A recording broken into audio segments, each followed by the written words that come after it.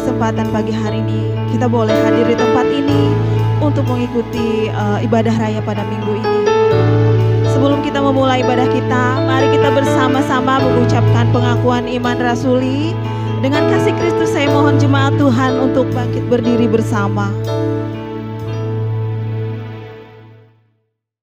Bersama gereja-gereja dari segala abad dan segala tempat, Gereja Suara Kebenaran Injil mengakui pengakuan iman rasuli dan mengajarkannya.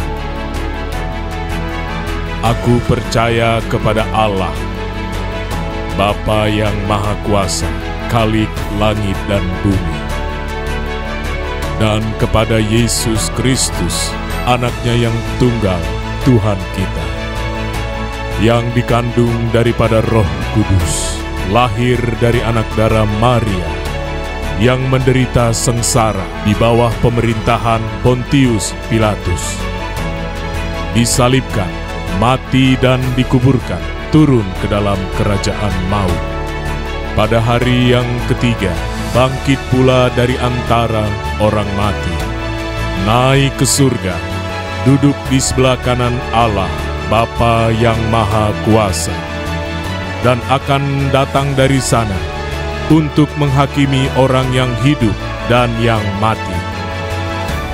Aku percaya kepada Roh Kudus, gereja yang kudus dan am, persekutuan orang kudus, pengampunan dosa, kebangkitan orang mati, dan hidup yang kekal. Amin.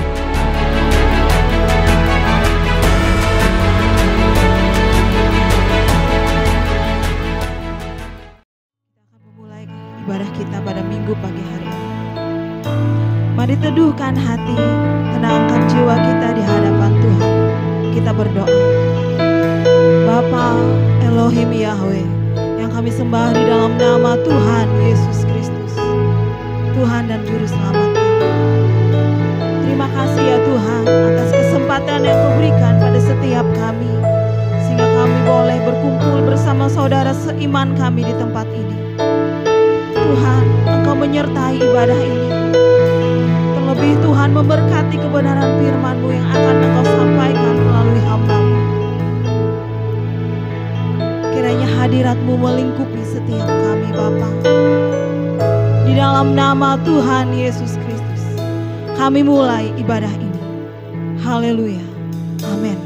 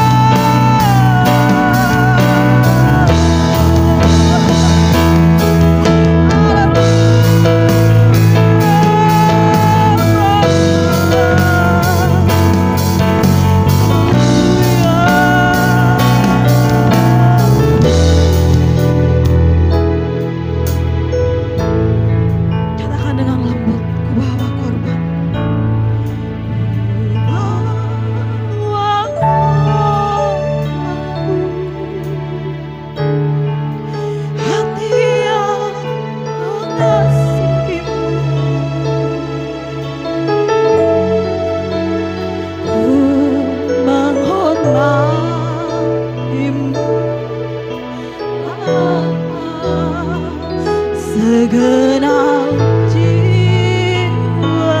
Katakan haleluya.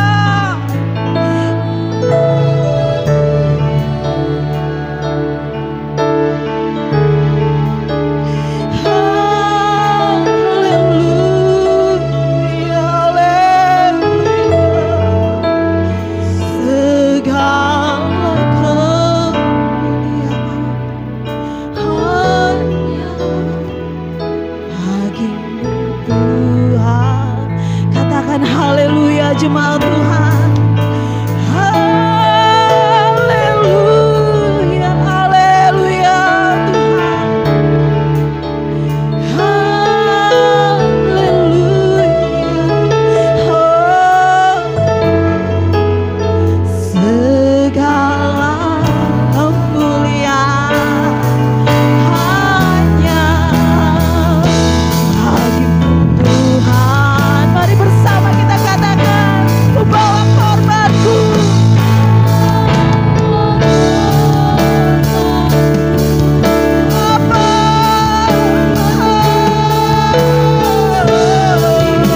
Hati yang mengasihimu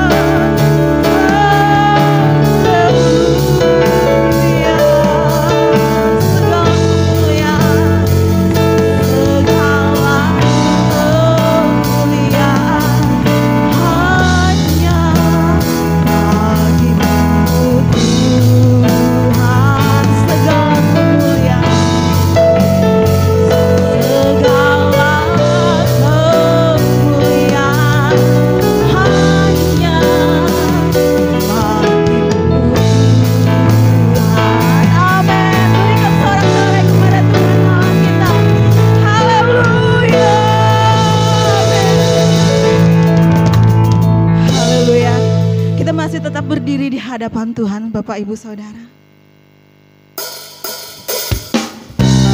Amin. Pemazmur mengatakan, walaupun di tengah badai tempat dunia, hanya satu pengharapan kita, ialah Elohim Yahweh, guru bagi kita. Amin. Mari naikkan pujian di badai topan dunia. Tuhanlah perlindunganku.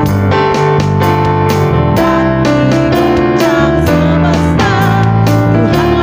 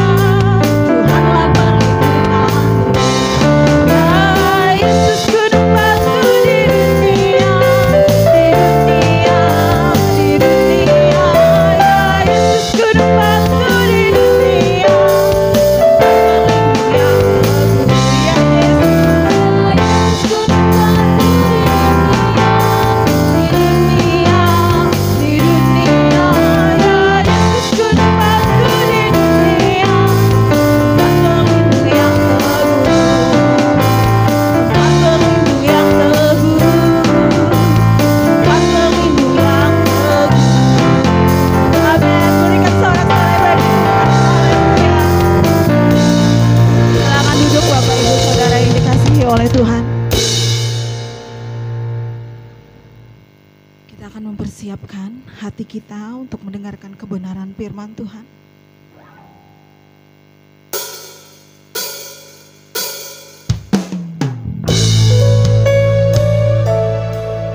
Saat badai menyerang hidup kami, hanya satu pengharapan kami Bapa, Engkau tetap menopang kami.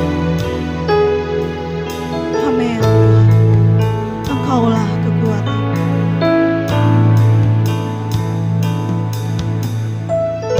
Engkaulah kekuatanku, tempat perlindunganku. Engkau batu karangku, pertolonganku.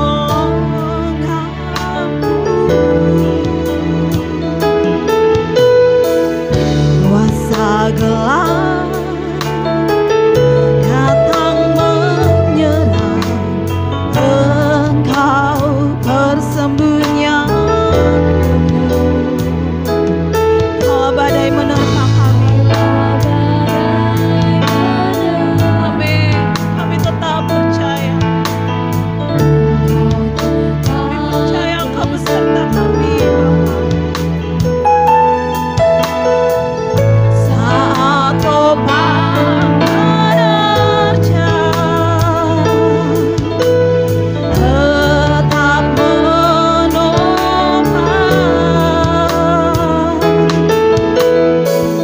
Engkau pegang kuat tanganku, aku takkan Tuhan melihat. Amin. Kami tak melihat kemuliaan Allah ini Yahweh, Elohim, Yahweh membelaku.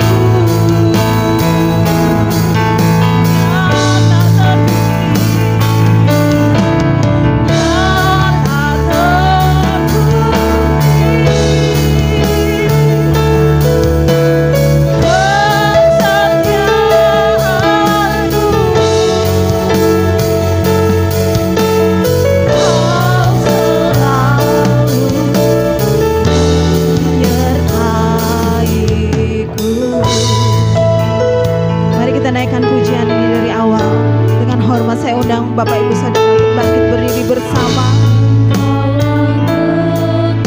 Amin. Tuhan, Engkaulah kekuatan kami, Engkau tempat perlindungan kami Bapa.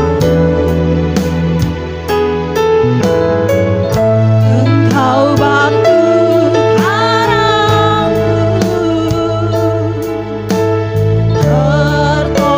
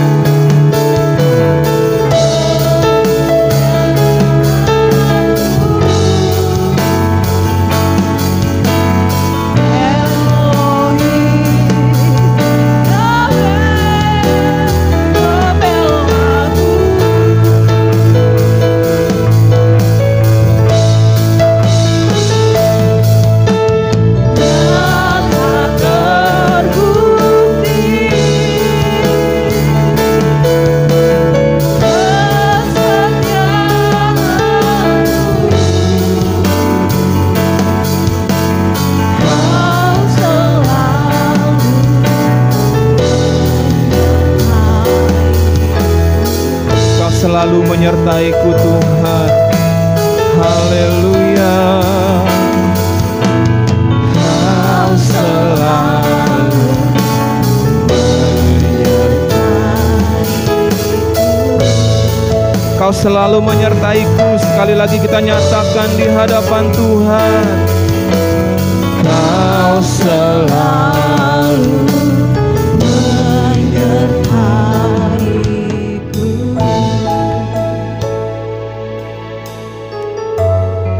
Terima kasih untuk penyertaan-Mu yang selalu ada dalam hidup kami, Tuhan. Bahkan saat ini Kau ada berserta dengan kami saat ini, dan ingin berbicara kepada setiap kami masing-masing. Tidak ada satupun yang dilewati. Kami membuka hati kami, tubuh, jiwa, dan roh kami sepenuhnya untuk mendengarkan suara Tuhan saat ini, Tuhan. Terima kasih Tuhan, kami siap untuk mendengarnya. Dalam nama Tuhan kami Yesus Kristus, kami berdoa. Haleluya. Amin. Puji Tuhan, silakan duduk. Shalom. Mari kita buka Alkitab kita, saudara-saudara. Di dalam 1 Korintus 3 ayat 16, yang harusnya udah jadi ayat hafalan. 1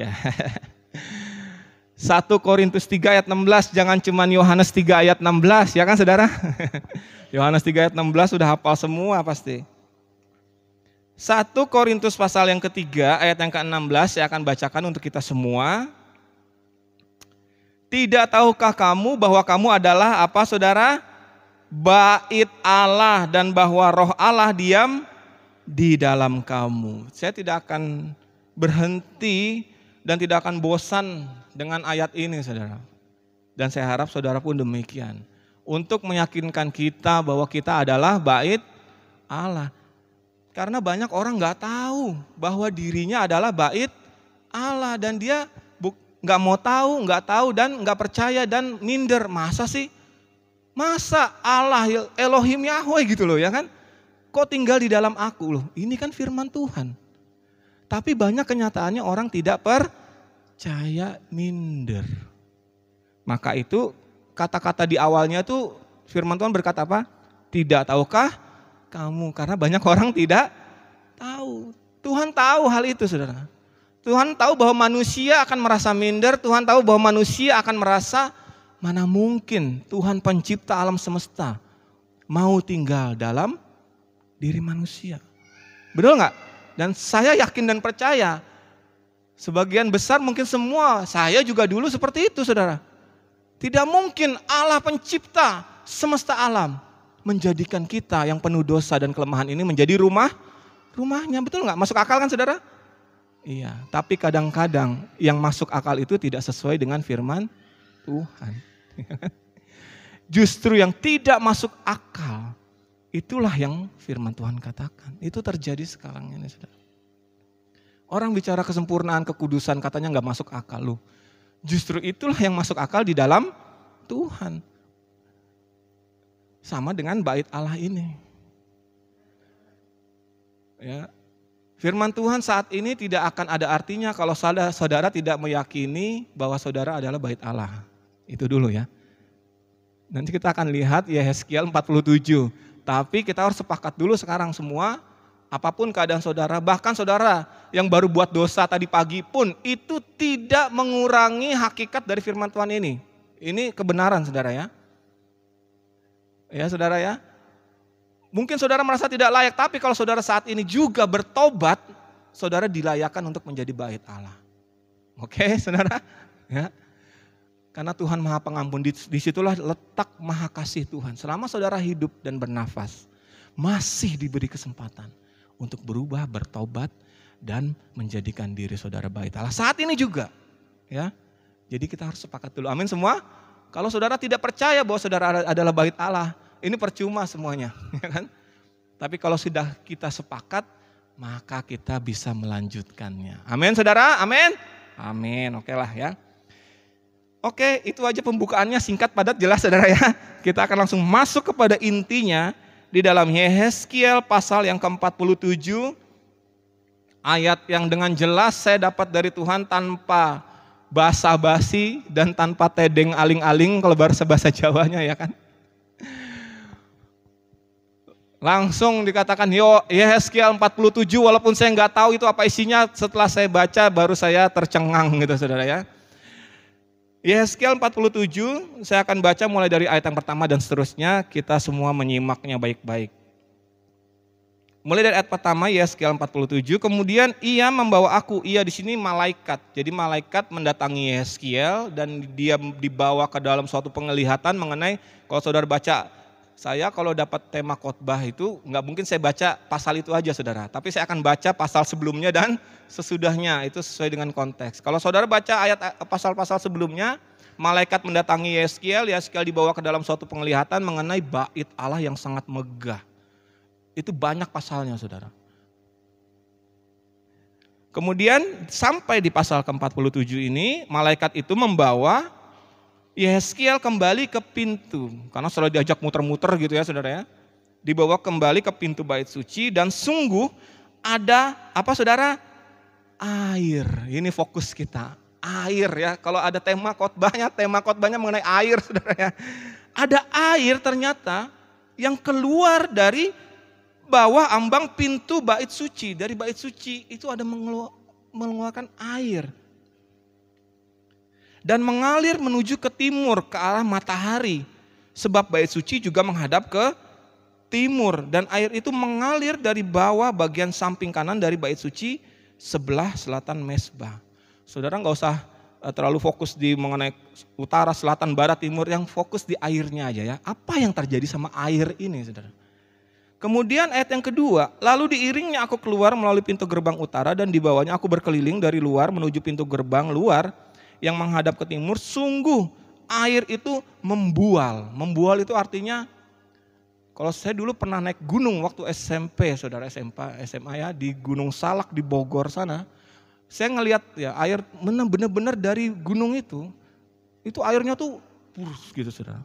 Mata air memancar seperti itu, berbual-bual, banyak keluar gitu saudara. Dari sebelah selatan, kemudian lanjut ayat 3. Sedang orang itu pergi ke arah timur dan memegang tali pengukur di tangannya. Ia mengukur 1000 hasta dan menyuruh aku masuk ke dalam air itu. Maka dalamnya sampai di pergelangan kaki. Jadi diukur dari bait Allah, dia berjalan mengukur 1000 hasta. Satu hasta itu 45 cm, bisa dicek ya kan. Ya. Jadi kalau 1000 hasta itu kira-kira 1 kilo dikurang berapa gitu lah ya, agak jauh saudara. Agak jauh ya kan, 1000 hasta ini agak jauh, jadi harus berjalan. Kemudian air itu yang tadinya berupa mata air, setelah dia disuruh berjalan mulai menggenang ya kan saudara, tapi tetap mengalir. Dan malaikat menyuruh Yehezkiel untuk masuk ke dalam air itu. Tingginya seberapa saudara? Di sini dikatakan pergelangan kaki, kayak kita kalau kebanjiran, saudara ya. Segini nih pergelangan kaki ya, oke, yang menonjol nih, nah ini nih, segitu. Jadi masih cetek kalau orang bilang, cetek ya masih ya. Oke, kita lanjut. Ayat yang keempat, ia mengukur 1000 hasta lagi dan menyuruh aku masuk sekali lagi dalam air itu. Sekarang sudah sampai di lutut, ya makin jauh berjalan, airnya makin dalam, sudah sampai selutut. Sudah kalau orang Jakarta bilang seperti kali, ya kan, kali kecil gitu. Kemudian apa yang terjadi? Kemudian ia mengukur 1000 hasta lagi dan menyuruh aku ketiga kalinya masuk ke dalam air. Sekarang sudah sampai di pinggang, udah kayak sungai kecil lah, kayak di tempat kita baptisan dulu itu, ya kan, sepinggang. Jadi nangkap ya saudara ya, segitu airnya. Banyak gak itu saudara? Banyak lah airnya. Dan air ini mengalir, bukan air yang diam seperti di kolam renang, bukan. Karena air ini mengalir, terus mengalir. Membual-bual, ya kan, ingat di ayat-ayat awalnya. Kemudian apa yang terjadi? Ayat yang kelima, sekali lagi ia mengukur 1000 hasta lagi, sekarang air itu sudah menjadi sungai di mana aku tidak dapat berjalan lagi. Sebab air itu sudah meninggi sehingga orang dapat berenang, suatu sungai yang tidak dapat diseberangi lagi. Saudara. Tadi di awal kita berkata bahwa kita sudah sepakat bahwa kita adalah bait Allah. 1 Korintus 3 ayat 16. Apakah berhenti sampai di situ saudara? Tidak, ternyata Tuhan katakan dengan jelas di sini. Kalau seseorang itu jadi bait Allah, maka dari dalam dirinya harus mengalir air kehidupan. Ya saudara ya. Dan air itu makin jauh, makin lama, makin tua, makin tambah umur, makin dewasa. Harusnya yang dimulai dari air yang membual menjadi air semata kaki. Oke? Kemudian selutut, sepinggang, dan akhirnya bisa menutupi kita sepenuhnya sampai kita tenggelam di dalamnya. Air itu adalah lambang dari Tuhan. Dari Elohim Yahweh, dari Tuhan Yesus. Yesus pernah berkata, barang siapa haus dia minum dari sumur. Tapi yang aku berikan air yang kekal, yang tidak membuat kamu haus lagi. Ya kan? Air ini lambang Tuhan. Berarti pada waktu kita menjadi bait Allah, maka ada suatu periode di mana kita berjalan bersama Tuhan, airnya itu meninggi, saudara. Semakin banyak. Mulai dari semata kaki, lutut, pinggang, sampai tenggelam. Ini selalu saya akan ulang supaya saudara nancep gitu ya. Nangkep gitu. Kenapa? Ya kita lihat sekarang. Di masa pertumbuhan rohani, kedewasaan rohani, orang akan mengalami hal ini. Di mana dia menjadi bait Allah waktu dia percaya Yesus adalah Tuhan. Secara otomatis dia menjadi bait Allah, oke? Dan ada air yang keluar. Tapi itu tahap awal. Dan ada, saya nggak mau bilang banyak nanti kejadian, ya kan? Ada orang yang berhenti di situ akhirnya. Loh iya saudara, KTP-nya Kristen, kelakuannya tidak Kristus. Betul nggak saudara? Ada. Dan dia berhenti sampai di situ. Tapi kalau orang yang mau lanjut, ya kan, mau didewasakan Tuhan, rajin ibadah, rajin doa, dia menjauhi kejahatan, ya kan, dia jatuh dalam dosa bangkit lagi, berarti dia berjalan 1000 hasta. Oke saudara, sekali lagi ada orang yang tetap tinggal di bait Allah situ. Kristen, orang Kristen banyak, Kristen saudara, tapi tidak berjalan, tidak bertumbuh, dan kering akhirnya. Oke, tapi bagi kita yang berjalan, maka nanti akan kelihatan air itu semata kaki. Oke, itu melambangkan di dalam Tuhan ya. Dan saya yakin lah orang-orang GSK ini udah pasti lewat situ ya kan. Pastilah ya kan. Kalau enggak saudara nggak ada di sini. Tapi masalahnya orang bisa nggak berhenti di situ? Di semata kaki itu. Bisa. Apakah orang yang semata kaki bisa balik ke dunia? Ke dunia itu istilahnya dia keluar dari air itu. Bisa nggak saudara? Sangat bisa. Kalau air semata kaki kita keluar ya dari air itu menuju ke daratan yang kering, gampang nggak saudara? Gampang. Orang masih segini tinggal keluar, ya kan? Gampang. Tapi kita nggak mau sampai di situ. Tapi ada orang yang seperti itu dan kita lihat, betul nggak saudara? Ada orang yang sudah ini, kasih cinta mula-mula ya kan? Ya, sudah semata kaki, tapi tiba-tiba entah kenapa hilang. Bisa terjadi karena semata kaki masih gampang keluarnya saudara. Tapi bagi orang yang sungguh-sungguh dia akan berjalan 1000 hasta lagi. Sampai di mana? Di lutut saudara. Betul enggak?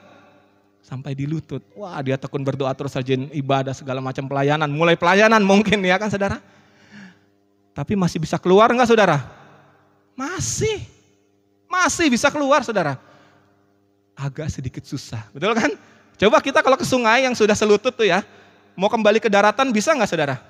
Sangat bisa, tapi agak ada effortnya sedikit. Sama kita alami itu saudara. Dan orang-orang yang kita kenal, yang menjauh dari Tuhan. Mungkin kelihatannya dia agak susah, tapi dia masih bisa tinggalkan Tuhan. Ini kejadian saudara. Oke? Tapi bagi kita, ya kan, kembali lagi sama kita nih. Bagi kita yang mau sungguh-sungguh terus dalam Tuhan, kita berjalan berapa? 1000 hasta lagi. Itu lumayan jauh saudara. Jadi ada effort, ada proses, ada waktu, ada sakit. Betul gak saudara? Ada penderitaan, ada fitnah. Betul gak saudara? Wow, itu kita alami semua untuk bisa berjalan 1000 hasta lagi. Kemudian kita sampai di air sepinggang. Nah inilah yang sudah mulai agak berat kalau mau keluar. Tapi masih bisa keluar nggak saudara? Masih. Inilah firman Tuhan waktu di Wahyu yang berkata, kalau engkau suam-suam kuku, ya kan? Karena apa? Setengah di atas, setengah sudah di bawah, masih bisa, masih. Dia masih melayani, masih. Bahkan mungkin dia sudah pendeta, ini level jauh, sudah sepinggang loh saudara. Bahkan mungkin seperti saya sudah bisa khotbah gitu saudara. Sudah punya karunia, bisa sembuhin orang mungkin. Punya karunia nubuatan mungkin atau apapun, karisma, segala macam. Sudah sepinggang saudara. Wah ya kan? Tapi masih bisa keluar enggak saudara? Masih bisa saudara. Tapi berat, betul enggak? Sudah sepinggang ini kalau mau ke tepian tuh, wah. Itu yang dialami orang-orang yang kita kenal sudah jadi pendeta, sudah melayani. Tiba-tiba kita dengar dia udah gak melayani lagi. Atau bahkan mungkin dia sudah gak percaya Tuhan lagi. Ada seorang worship leader di Hillsong Worship, ya saya sebut aja gak apa-apa karena sudah kejadian. Ya kan? Yang lagu-lagunya sangat memberkati. Beberapa tahun yang lalu dia berkata dia tidak percaya Tuhan Yesus. Waduh, luar biasa saudara. Ya. Bisa, tapi saya yakin prosesnya dia berat pasti. Karena orang kalau sudah sepinggang di sungai ya kan, mau ke tepian, apalagi ini air yang mengalir kan, itu pasti susah. Tapi masih bisa. Dan saya mau katakan banyak orang di situ. Makanya banyak firman Tuhan yang menyatakan mengenai orang yang setengah-setengah ini. Kamu tidak bisa mengabdi kepada dua Tuhan, betul nggak saudara? Kamu kalau suam-suam kuku aku muntahkan. Orang banyak berkutat di sepinggang itu saudara. Banyak di situ sepinggang itu ya. Setengah sama Tuhan ya. Tapi setengahnya masih duniawi. Banyak. Kalau ini saya berani bilang banyak karena ini kenyataan saudara. Bahkan mungkin di antara kita masih ada yang di sini. Dan ini bisa orang muter-muter di situ saudara. Mau keluar, aduh takut jadi omongan orang ya kan. Tapi masih di dalam, tapi aduh gak sepenuh hati juga buat Tuhan. Ya saudara gitu. Dan yang bahayanya adalah kadang orang gak tahu dia di situ gitu ya. Mungkin termasuk saya juga ya. Ini firman Tuhan pedang bermata dua, amin saudara. Jangan-jangan saya masih berkutat di situ, bahaya nih. Untung saya bersyukur Tuhan ingatkan gitu, ya kan? Dan saya ngajak sama saudara juga. Apa saudara sekarang ada di mana? Gitu ya. Apa saudara masih di pinggang atau jangan-jangan saudara masih ketinggalan di semata kaki yang gampang aja ukurannya. Kalau saudara masih dengan gampangnya jatuh dalam dosa, gitu ya kan? Saudara, ini hal-hal yang kecil. Lihat dompet orang jatuh, ya kan? Saudara ambil, gak dikembalikan. Itu udah jelas. Masih di mata kaki itu. Tapi saudara Kristen, betul gak saudara? Ya kan? Gampang banget ngelihatnya saudara. Ada ibu-ibu yang dandan menor sedikit. Waktu jemput sekolah, anak-anak di sekolah. Itu ibunya dandan menor banget. Ya itu udah ketahuan itu di mana itu. Ya kan? Ya itu semua kita alami saudara. Hidup sehari-hari yang penuh dengan tantangan, godaan. Yang menyedihkan adalah, ya saudara, sebelum saya lanjut di tahap yang terakhir ini. Yang menyedihkan adalah seseorang yang tidak tahu posisi dia di mana, ya kan? Dan kemana dia akan pergi. Itu sangat menyedihkan kalau hidup sebagai manusia. Itu tema khotbah tersendiri ya, tentang tujuan hidup dan kenapa Tuhan ciptakan manusia. Kesimpulannya adalah, kalau saudara nggak tahu sekarang posisi saudara di mana di dalam Tuhan, dan kalau saudara nggak tahu mau kemana di dalam Tuhan, itu sangat menyedihkan, sangat menyedihkan, tragedi itu saudara. Karena Tuhan tidak pernah menciptakan manusia tanpa tujuan. Bahkan sejak saudara masih dalam kandungan ibu saudara, ya kan? Tuhan sudah merancangkan mau jadi apa saudara. Jadi kalau saudara nggak tahu, saya juga bingung Pak, saya di mana? Apa saya sudah di pinggang atau masih di lutut atau di semata kaki? Itu tragedi saudara. Ya saudara. Atau bahkan mungkin saudara, ya baik yang hadir sini maupun yang nonton YouTube nanti ya. Mungkin saudara di rumah gitu berkata, aduh Jangankan di pinggang, Pak, mungkin saya ini masih nongkrong di bait Allah kering sana gitu, saudara. Ada yang seperti itu, saudara. Tapi saya mau katakan, firman Tuhan mau katakan sekarang, belum terlambat untuk berubah. Ya mumpung masih ada kesempatan. Siapa tahu besok udah gak ada lagi, kita gak tahu ya kan, saudara. Nyawa manusia sekarang seperti gak ada harganya, betul gak, saudara? Perang bisa terjadi di mana-mana. Aduh, saya nggak usah ngomongin lah ya tentang bagaimana hidup manusia itu bisa hilang dengan seketika. Jadi kalau kita berpikir kita sekarang duduk rapi di sini, wangi, harum, baju bagus, siapa yang bisa menjamin 1 jam dari sekarang saudara ada di mana? 1 hari dari sekarang, seminggu, sebulan dari sekarang saya ada di mana? Siapa yang bisa menjamin? Tuhan tidak akan ngasih tahu saudara kapan saudara mati, udah itu aja ya, saudara ya. Tidak akan, karena kalau dia ngasih tahu itu menyalahi kodratnya. Oke, saudara? Maka itu kita harus tahu di mana kita berada saat ini. Yang bisa ngasih tahu adalah Tuhan sendiri dan saudara. Bahkan saya, ibu gembala sekalipun tidak bisa ngasih tahu saudara masih di semata kaki, lutut atau pinggang. Tidak bisa. Karena itu adalah hak bebas manusia. Manusia bisa memilih di mana dia berada. Itu kelebihan kita dari malaikat dan binatang, saudara. Ada kehendak bebas namanya. Oke, udah siap masuk ke tahap terakhir, saudara? Oke, kita baca ya. Ayat yang kelima, sekali lagi ia mengukur 1000 hasta lagi, sekarang air itu sudah menjadi sungai di mana aku tidak dapat berjalan lagi. Sebab air itu sudah meninggi sehingga orang dapat berenang, suatu sungai yang tidak dapat diseberangi lagi. Ini tahap terakhir. Tahap terakhir di mana kita sudah dipenuhi, tenggelam dalam hadirat Tuhan, di mana kita sudah tidak dapat berjalan lagi. Karena apa? Karena kita sepenuhnya sudah dikuasai oleh Tuhan. Di mana kita mau makan apa, pakai baju apa, mau ngomong apa, itu sepenuhnya sudah difilter sama Tuhan. Inilah yang menjadi tujuan hidup kita, saudara. Tenggelam di dalam hadirat Tuhan. Di mana kita 1 jam dari sekarang saya mati, itu suatu keuntungan seperti yang diucapkan oleh Paulus, ya kan? Paulus adalah salah satu contoh manusia yang masih makan dan minum sama seperti kita, yang sudah sampai tahap ini. Jadi jangan saudara bilang, Pak itu mah nanti setelah kita mati, Pak. No, saudara. Tahap ini bisa dicapai oleh manusia pada waktu dia hidup. Oh itu nanti Pak kalau saya sudah tua, kalau saya sudah puluhan tahun melayani. Tidak, saudara. Kalau saudara berlari ya di dalam air itu, 1000 hasta saudara, betul-betul sungguh-sungguh dengan kecepatan ekstra gitu ya saudara. Saudara akan bisa mencapai tenggelam dalam hadirat Tuhan sebelum saudara menjadi tua secara jasmani. Yang menentukan siapa? Apakah Tuhan? Bukan. Apakah gereja? Apakah organisasi? Apakah ibu gembala? Apakah saya sebagai pengkhotbah? No, yang menentukan adalah saudara sendiri. Gereja, ibu gembala, khotbah, pujian itu sarana untuk saudara tetap di dalam air itu. Untuk saudara bisa tetap tahu arahnya ke sini. Untuk saudara tahu bahwa kalau saudara ke sana, saudara kembali ke daratan. Gitu saudara ya. Rambu-rambunya yang kami berikan. Tapi keputusan tetap di tangan saudara. Bahkan dari 12 orang murid Tuhan Yesus secara pribadi, 1 keluar dari air itu. Betul gak saudara? Iya.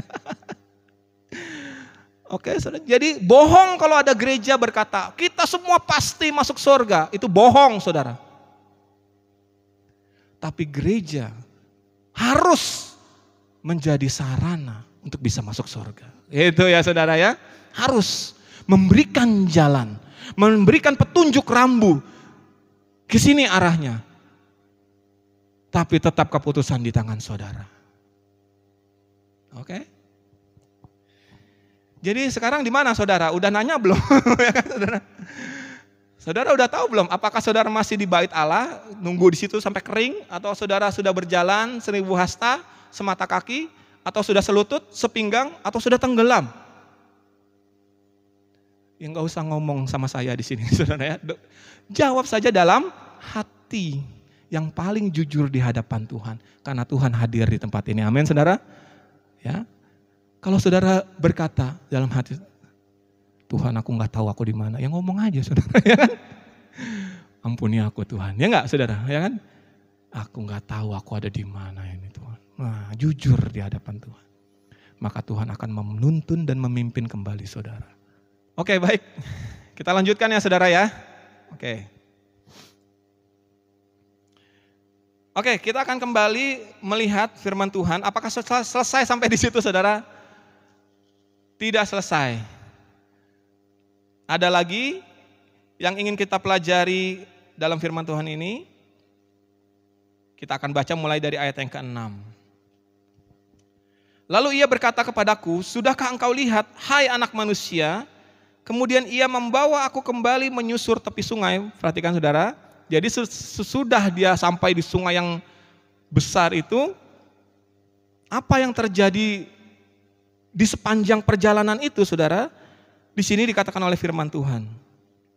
Dalam perjalanan pulang, ayat yang ke-7, sungguh sepanjang tepi sungai itu ada amat banyak pohon di sebelah sini dan di sebelah sana. Ia berkata kepadaku, sungai ini mengalir menuju wilayah timur dan menurun ke arah Araba Yordan dan bermuara di Laut Asin, air yang mengandung banyak garam dan air itu menjadi tawar. Sehingga kemana saja sungai itu mengalir, segala makhluk hidup yang berkeriapan di sana akan hidup. Ikan akan menjadi sangat banyak sebab kemana saja air itu sampai, air laut itu menjadi air tawar, dan kemana saja sungai itu mengalir, semuanya akan hidup. Kemana saja air ini mengalir, dia memberikan kehidupan untuk pohon-pohon yang di samping kiri dan kanan. Nangkap saudara? Kemana saja air ini mengalir, air yang tadinya air garam yang ikan tidak bisa hidup di dalamnya, oke? Waktu air sungai ini mengalir, air yang asinnya luar biasa itu menjadi tawar dan bisa dihidupi oleh makhluk hidup. Artinya apa? Kalau saudara sungguh-sungguh di dalam Tuhan dan terus berjalan 1000 hasta. Yehezkiel tadinya tidak tahu. Setelah dia disuruh melihat ke belakang, dia baru tahu. Sepanjang perjalanannya mengikuti malaikat itu di dalam air itu, pohon-pohon tumbuh, pohon-pohon berbuah, ikan-ikan mulai muncul, kehidupan mulai berkeriapan katanya. Artinya apa? Orang-orang yang berjalan menurut sungainya Tuhan, air Tuhan, tanpa dia sadari saudara, dia memberi hidup bagi orang lain, tanpa dia sadari. Saudara. Pohon-pohon tumbuh, berbuah lagi, buahnya baik. Tanpa dia sadari, air yang asinnya luar biasa menjadi tawar dan ikan bisa hidup di situ. Tanpa dia sadari. Jadi gampang saja saudara untuk melihat orang yang sudah tenggelam dalam Tuhan, apa ukurannya? Gampang.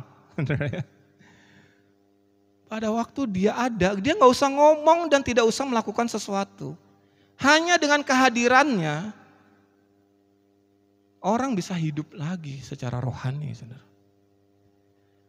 Pohon-pohon mulai berbuah.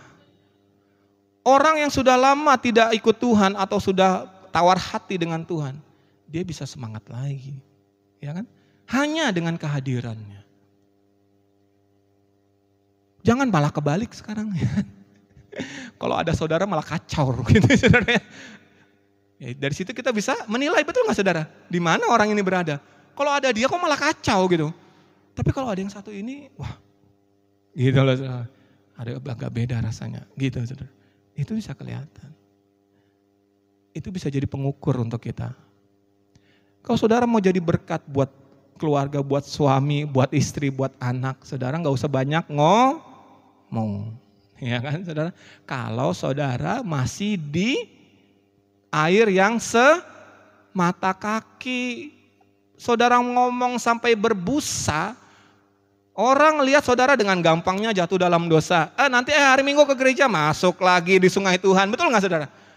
Ada tawaran dosa, saudara keluarkan gampang, masih semata kaki, betul gak saudara? Terus saudara komat kamit ngelihat anak saudara. Kamu jangan begini, jangan begini, jangan begini. Jangan nonton TikTok sampai jam 2 pagi gitu ya. Lah, mamahnya juga nonton TikTok. Aduh, saudara, mau ngomong sampai berbusa mulut, nah habis gitu kan. Anak saudara tidak akan berubah. Tapi kalau saudara tenggelam dalam hadirat Tuhan, ibu-ibu, ya kan saudara. Gak usah ngomong satu patah kata pun.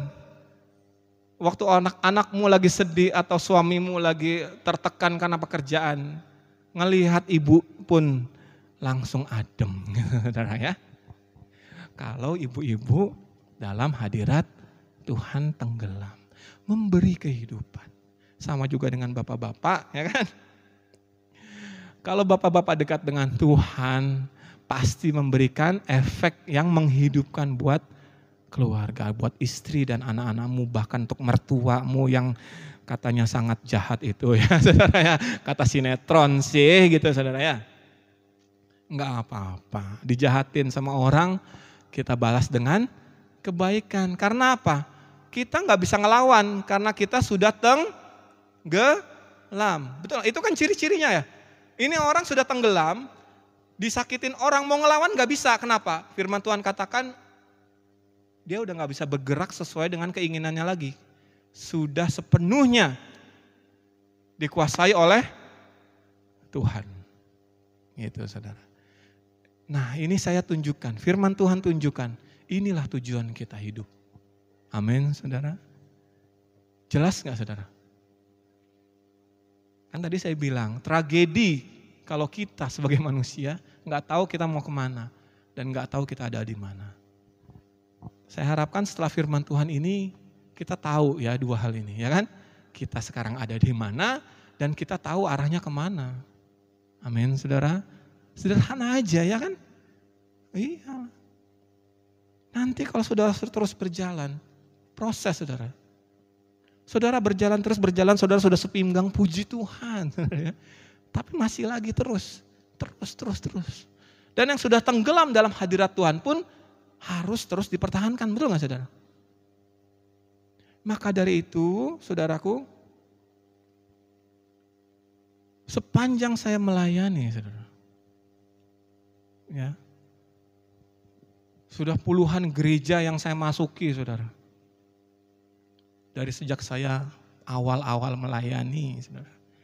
Kalau saya sebutkan satu persatu panjang daftarnya, saudara ya. Saudara percaya nggak? Saya pernah khotbah di Katolik, saudara. Betul, saudara. Saya diundang retret gereja Katolik mengundang saya untuk khotbah anak mudanya, saudara. Saya pun pernah khotbah di GKE, saudara. Dikalungin selendang itu, saudara. Ada fotonya, saudara.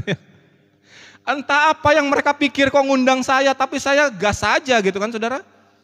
Di foto dimasukin ke buletin mereka. Padahal kan tahu saya waktu itu masih di GBI. Tapi cuek aja tuh. Berbagai macam gereja yang saya layani, saudara. Tidak ada satupun, mohon maaf, ini bukan untuk kesombongan atau apa, mendiskreditkan tidak. Tapi ini terus terang subjektif, ini menurut saya. Saudara mau setuju nggak setuju, terserah saudara. Boleh kan ini kan? Menurut saya, sekarang ini hanya di GSKI yang tujuannya jelas. Dan cara untuk sampai ke sana pun dengan gamblang dijelaskan oleh Bapak Gembala Sinode kita. Di tempat saya yang dulu, tiap tahun ganti tema, saudara. Tahun ini masa penuaian, nih waktu saya di Jakarta, saya ingat banget. Masa penuaian katanya, apanya yang dituai, aduh saudara. Tahun pembebasan, bebas dari kredit motor, kredit mobil, kredit rumah. Lah setelah lewat tahunnya kok kredit motor belum lunas. Oke, mohon maaf kalau saya, tapi saya nggak nyebut ya gereja mana itu ya. Ini ya. Jadi cuman ngasih tema tapi kemudian nggak dikasih tahu cara untuk mencapainya. Kayak ini temanya, udah sana lo pergi sendiri gitu. Memang tiap minggu khotbahnya itu terus khotbahnya di Komsel juga itu terus khotbahnya. Tapi semata kaki kalau menurut saya gitu ya kan saudara. Tidak apa istilahnya, lah belum sampai tiap tahun sudah berubah lagi temanya saudara. Belum sampai, bahkan ada yang tiap bulan berubah temanya. Waduh, temanya bisa berubah-ubah tiap bulan, bingung kan jadi jemaatnya gitu saudara. Tapi dengan polosnya, dengan lugunya ya kita ngikutin aja. Saya pun sebagai hamba Tuhan suruh khotbah temanya ini ya saya sikat aja saudara. Tapi semakin lama saya berjalan dalam Tuhan, cuman ada satu tema dalam hidup kita ternyata ya kan, yaitu kerajaan sorga, langit baru dan bumi yang baru. Saudara. Saya setelah flashback ke belakang ternyata tema-tema itu hanya memuaskan keinginan daging yang dilapisi dengan kerohanian. Ternyata saudara. Karena itu yang laku. Gitu, saudara, ya. Setelah saya flashback. Gitu, saudara. Tidak ada tema lain bagi kita yang kita usung di GSKI ini. Ya, menjelang pemilihan presiden ini.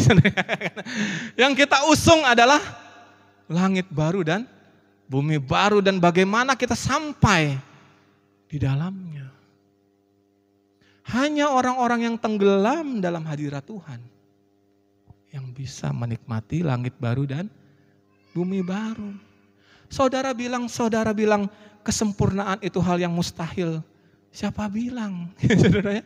Saudara bilang bahwa kekudusan itu tidak mungkin kita dapat pada waktu kita hidup. Tidak ada dalam firman Tuhan hal itu. Coba cari ayatnya. Bahwa kekudusan itu kita dapat setelah kita mati. Mana ada ayatnya itu saudara? Gak ada ayatnya itu. Karena konsep orang mengenai kesempurnaan dan kekudusan juga sudah salah. Pada waktu kita sebagai bait Allah, kita sudah dikuduskan belum saudara? Sudah, namanya juga bait Roh Kudus ya kan? 1 Korintus 3 ayat 16. Kekudusan sudah jadi milik kita pada waktu kita percaya kepada Tuhan. Pada waktu kita berjalan dalam air yang semata kaki selutut sepinggang, itu kondisi kita sudah dikuduskan.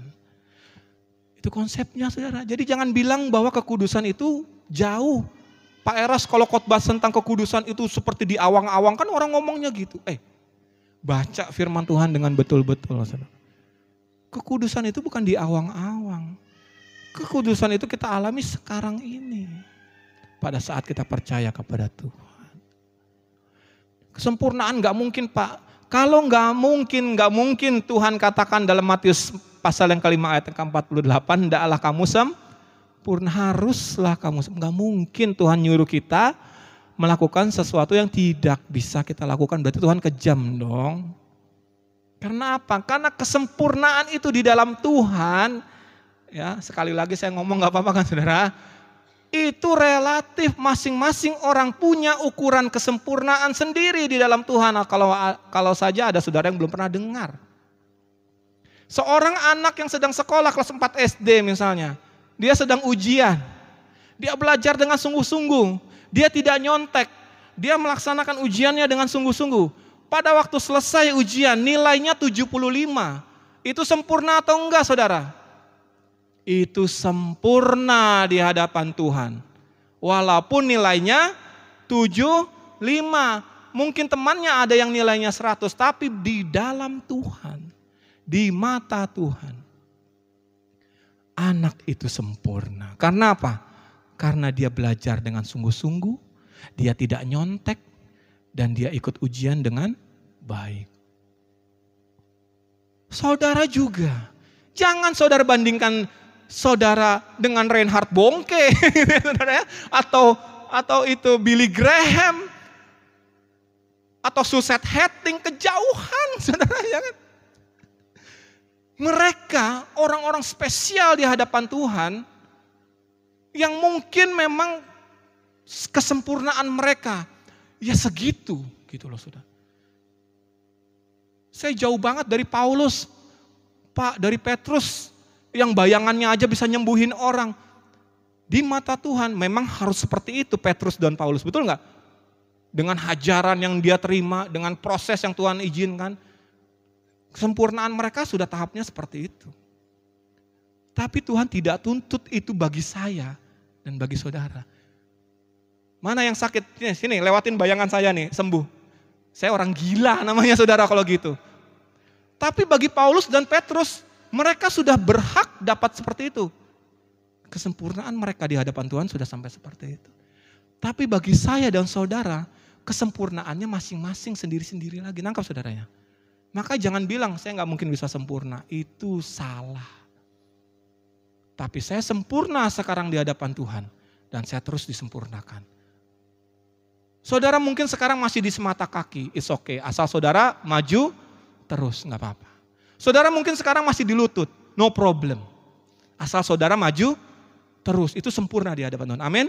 Saudara sudah sepinggang. Puji Tuhan. Sudah dekat ya saudara. Di kesempurnaan yang sejati. Wah, banyak yang senyum nih. Wah, mungkin masih di situ ya, saudara ya. Nggak apa-apa, asal saudara maju terus, jangan mundur. Jangan yang sudah sepinggang balik lagi ke selutut, jangan. Dan bagi kita juga yang sudah maju terus gitu kan. Pemahaman seperti ini yang membuat saya agak lega dan kurang stres melihat orang-orang yang ngakunya Kristen tapi perbuatannya masih amburadul. Begitu saya memiliki pemahaman seperti ini, saya agak dilegakan. Artinya kita tidak menghakimi orang lain. Amin saudara. Jangan kita mentang-mentang kita sudah di sungai yang dalam gitu saudara ya. Kemudian kita lihat orang yang masih semata kaki atau selutut, kemudian kita berkata, kasihan deh lo gitu ya kan. Bener gak saudara? Ya kan? Lo ya, masih segitu gitu. Enggak boleh saudara. Amin saudara. Enggak boleh. Itu membuat saya lega. Waktu saya lihat teman perjuangan saya yang sama-sama sekolah Alkitab, seangkatan. Tapi saya lihat hidupnya hancur saudara.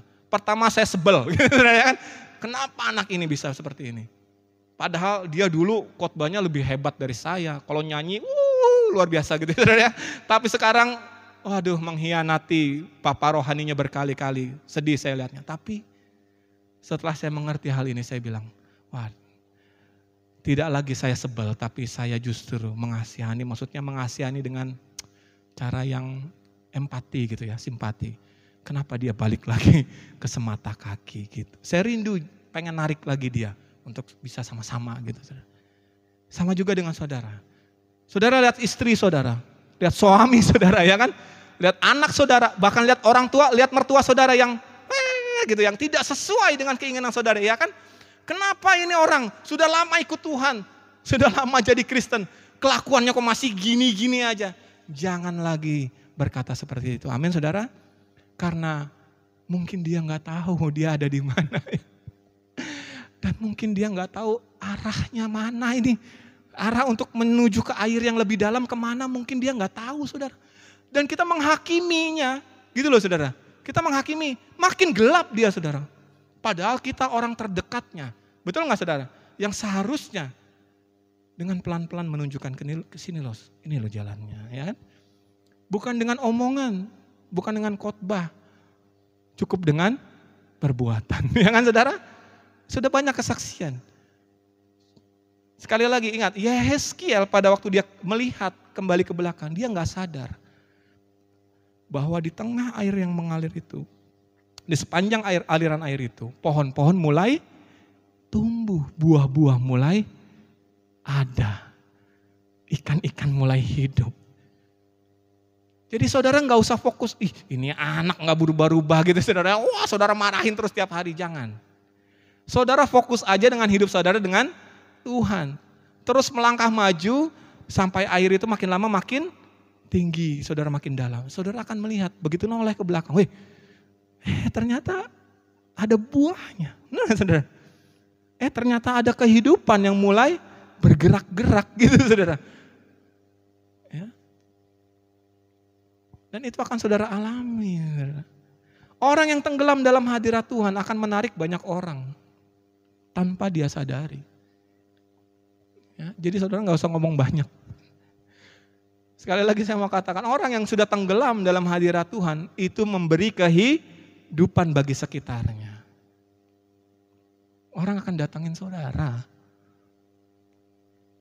Orang akan menanya, kenapa Bu, Pak, Dek, kan? Mas, Mbak, Jeng, gitu ya kan baca. Kenapa bisa seperti itu? Saya mau juga. Kemana arahnya? Udah, kalau orang sudah buka hati itu, kita tinggal bimbing. Dan itu yang kita harapkan di GSKI Bukit Raya ini. Amin, saudara. Kita sebagai satu keluarga di sini, kita sama-sama. Ya. Dan kita lihat orang lain mungkin yang belum seperti kita, ya kan, dalam tanda kutip, ya kan, kita lihat yang masih tertatih-tatih di semata kaki, masih tertatih-tatih di lutut, bahkan di pinggang yang masih suam-suam kuku, jangan dihakimi. Amin, saudara. Kita sama-sama. Yang penting kita sama-sama mengarah ke arah yang benar. Dimanapun saudara berada sekarang, asalkan saudara mau bergerak maju ke tempat yang lebih dalam, pasti Tuhan tolong. Amin, saudara. Amin. Pasti Tuhan tolong. Tuhan pakai hamba-hamba Tuhan di tempat ini untuk menjadi sarananya. Sarananya. Tapi keputusan tetap di tangan saudara. Mau saudara sudah berumur, mau adik-adik yang masih muda ini, dari muda, ya kan? Dari muda sudah ambil keputusan. Saya mau nyemplung di sungai Tuhan, betul nggak? Ya kan? Siapa yang tahu? Jangan-jangan waktu kalian kuliah, kalian sudah tenggelam. Luar biasa tuh, betul nggak? Ada nggak anak-anak seperti itu, anak-anak kuliah? Ada. Saya dulu lihat pergerakan-pergerakan di kuliah, saudara. Bagaimana anak-anak muda yang diurapi luar biasa menyerahkan hidupnya dengan kudusnya, memberkati kampus-kampus. Dulu ada Youth with a Mission namanya. Ya, YWAM.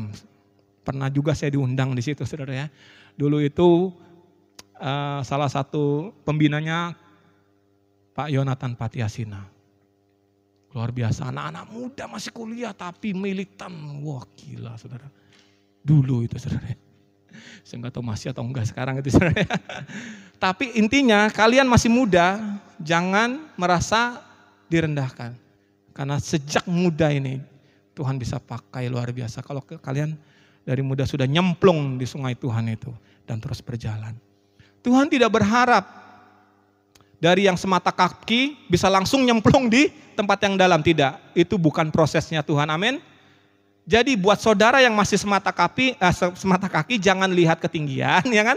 Yang sudah tenggelam juga jangan meremehkan yang masih semata kaki. Kita bekerja sama, amin saudara.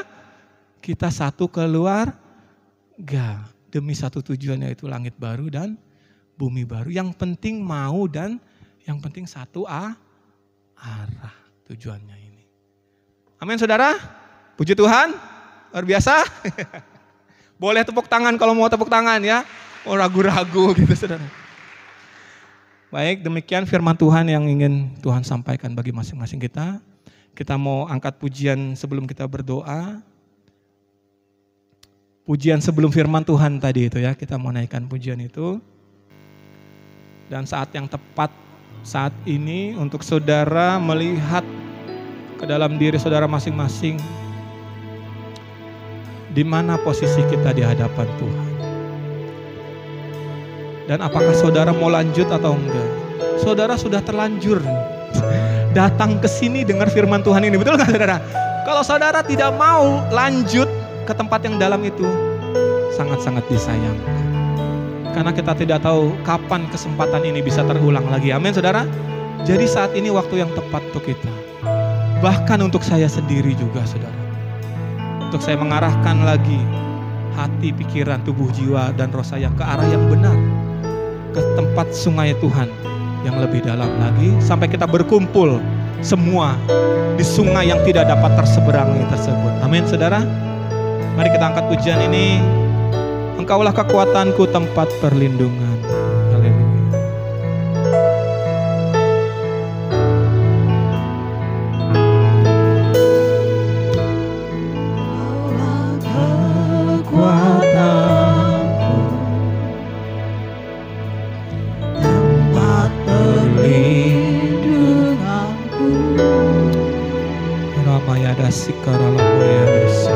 Engkau batu Kiriara lamaya da sikariara lamaya da sakariara lamaya kasih.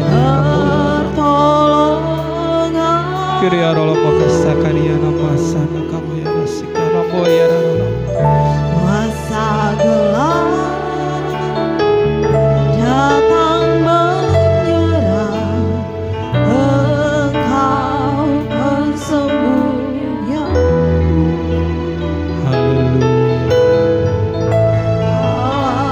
Badai menerpa, Engkau tetap beserta. Mari kita bangkit berdiri di hadapan Tuhan. Saat topan menerjang, tetap menopang. Engkau pegang kuat tanganku, aku takkan goyah. Bukan melihat kemuliaan-Mu Tuhan, melihat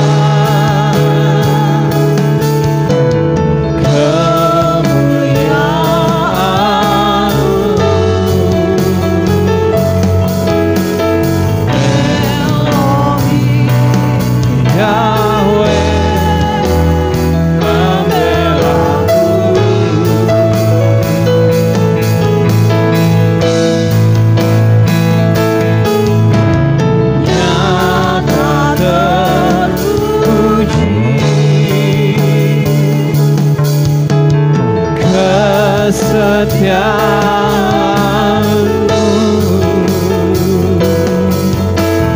Kau selalu. Dengan lebih sungguh katakan, dengan iman kita akan melihat kemuliaan Tuhan. Haleluya.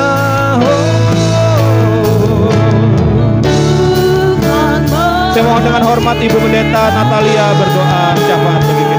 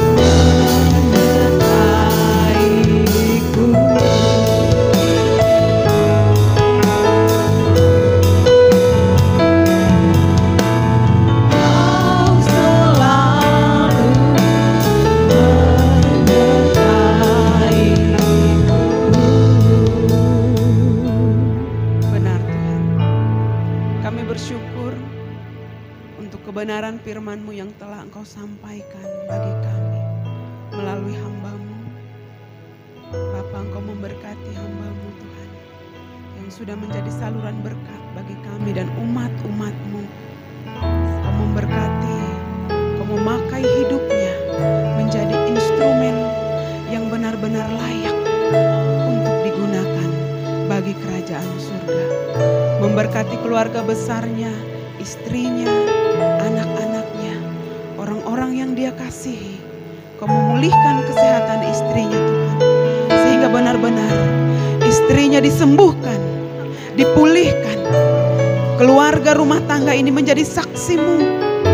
Kau melihat ada iman yang benar-benar berharap kepada Tuhan. Dalam nama Tuhan Yesus, pemulihan terjadi, kuasa Allah dinyatakan. Terima kasih Tuhan. Kami menyerahkan pelayanan GSK Bukit Raya ke dalam tangan Tuhan. Jadilah sesuai kehendak-Mu atas kami Tuhan, atas pelayanan ini Tuhan. Apapun yang Tuhan kehendaki, yang harus dilakukan atas pelayanan GSK Bukit Raya ini, Engkau memberikan hikmat-Mu turun atas Gembala Sidang GSKI Bukit Raya, Ibu Pendeta Esther Espahan. Berikan hikmat, kekuatan, perlindungan, ketepatan keputusan yang daripada Tuhan, sehingga benar-benar setiap keputusan berasal daripada Tuhan, hanya untuk kemuliaan nama Tuhan. Apapun itu Bapa, kuatkan kami Tuhan, kuatkan jemaat-Mu, sehingga kami mengerti keberadaan kami siang ini. Kami akan terus menambah sehasta sampai 1000 hasta, sehingga keadaan kami benar-benar berkenan di hadapan Tuhan. Sampai kami menutup mata, kami mau terus berjuang Tuhan. Teguhkan kami, teguhkan umat-Mu Tuhan, dalam menghadapi pergumulan yang berat hari-hari ini. Berikan kekuatan, berikan perlindungan, sampai kami melihat kemuliaan demi kemuliaan. Terima kasih Tuhan. Terima kasih Bapa Surgawi. Kami berdoa untuk kota Palangkaraya. Perlindungan-Mu atas kota ini Tuhan. Kau memberkati para pemimpin dari kota Palangkaraya ini. Siapapun nanti akan terpilih untuk memimpin kota Palangkaraya ini sampai jajaran yang terendah, Tuhan menyertai mereka. Tuhan memberikan hikmat.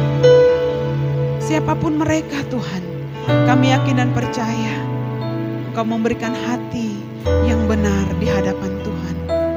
Kami juga mendoakan bangsa Indonesia, bangsa tercinta ini Tuhan.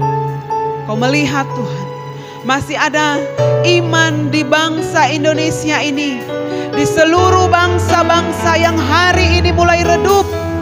Iman percaya mereka.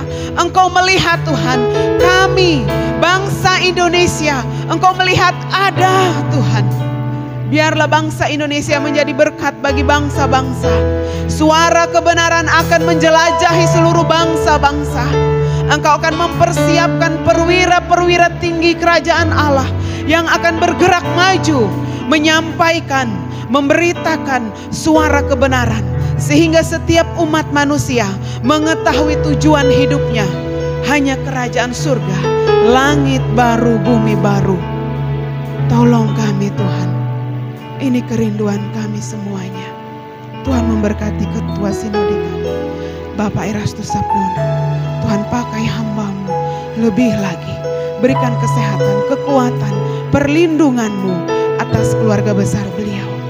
Dan bersama-sama kami, jemaat-Mu GSKI Bukit Raya, menaikkan doa syafaat kami untuk rencana perayaan Natal di tempat ini. Tanggal 15 Desember, hari Jumat, pukul 17 sore. Tuhan, Engkau memberkati Tuhan. Kami yakin dan percaya Tuhan, apapun yang hari ini kami butuhkan, Tuhan mencukupinya, Tuhan memberkatinya. Dan khusus kami berdoa untuk Stephen Erastus. Tuhan, Engkau memakai hamba-Mu, melalui hamba-Mu menjadi berkat untuk kota Palangkaraya khususnya. Tuhan memakai hamba-Mu, kami menyerahkannya ke dalam tangan Tuhan. Terima kasih Bapa. Ini doa kami, ini seruan kami, ini syafaat kami Tuhan. Terima kasih. Dalam nama Tuhan Yesus Kristus kami berdoa dan mengucap syukur. Bersama-sama kita katakan amin. Silahkan duduk.